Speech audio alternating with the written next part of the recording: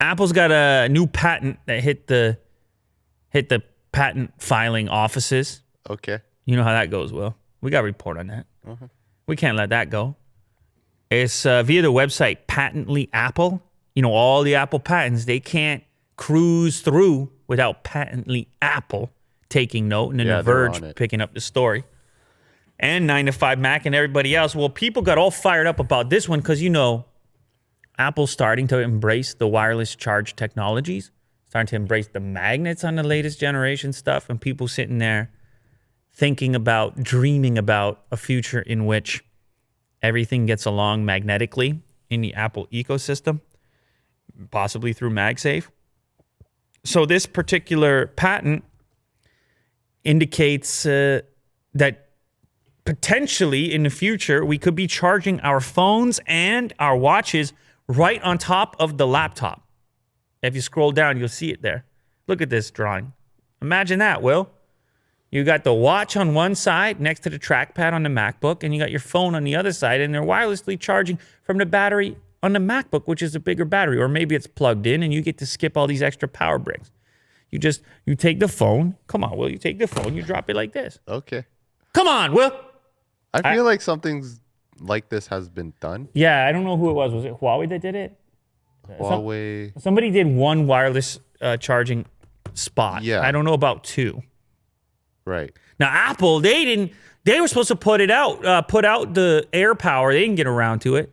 They finally came with their wireless charge stuff now, but it's certainly not to the level of a multi-coil situation embedded inside of a laptop. That is possibly a little further off, but still, the way it works with these patents, you got to get out way ahead. You start to imagine things. You get the drawings out there just in case you want to make it. But actually, believe it or not, that original drawing there, figure 17, is not as exciting as figure 20. If you scroll down to figure 20, you'll see the real one that gets me going, the real one that floats my boat. Everything, that's figure 19. Oh. There you go, figure 20. Like, everything is charging everything.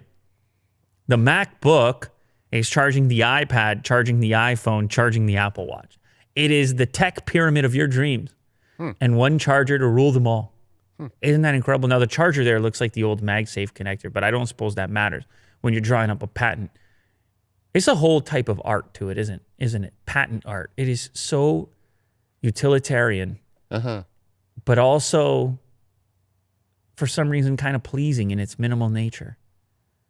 Yeah, they can frame it at a museum. Yeah, imagine, an entire gallery, an entire show of patent art. Yeah. That'd be cool. Anyway, in this scenario, this is the optimal. Of course, you get concerned about things like heat. You get concerned about scratching on the glass. If you've ever had more than one iPhone together, I've had a few iPhones. You did? Had a few iPhones. If you get these things together and the lens portion from one iPhone touches the screen of the other iPhone, night, scratch town.